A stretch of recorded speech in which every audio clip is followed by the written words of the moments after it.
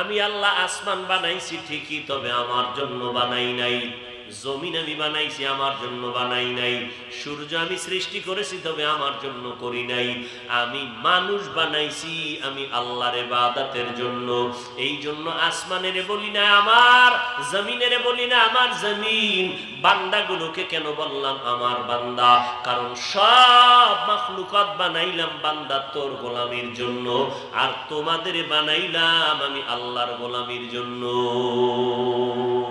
খাকো বাদ আবো আতিশ বান্দা বামানে তু মুর্দা বাহাক জিন্দা। আল্লাহ তাআলা আমাদের বান্দা বলে ডাকলেন, তোমরা আমার, তোমাদের আমি বড় আদর করে বানাইছি। আসমান তোমার জন্য বানাইছি, জমিনটা তোমার জন্য সৃষ্টি করলাম, বাতাস তোমার জন্য বানায় দিলাম। দেখছো নিরে বান্দা, এই জন্য নজর করে দেখো, বান্দা তোমার বাতাস গোলামি করে তোমাদের, সমুদ্রের মাছ তোমাদের গোলামি করে, আসমান তোমাদের গোলাম, জমিন তোমাদের গোলাম, সূর্য তোমাদের গোলাম, চন্দ্র তোমাদের গোলাম, মাটি তোমাদের গোলাম। আল্লাহ পাক রব্বুল আলামিন বলেন, তোমরাই শুধু আমি আল্লাহ পাকের গোলাম, তোমরা আমার গোলামি করবা।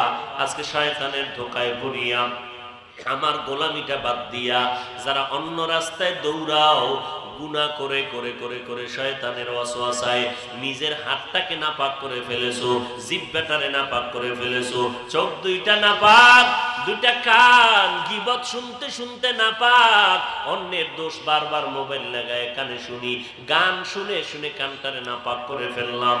এরে বান্দার নাপাক বন্ধু নিয়ে নাকটাকে নাপাক করে ফেললাম, মিথ্যা কথা বলে বলে জিহ্বাটারে নাপাক করে ফেললাম, অন্যের দোষ চর্চা করে নিজের জীবনটাকে নষ্ট করে ফেললাম।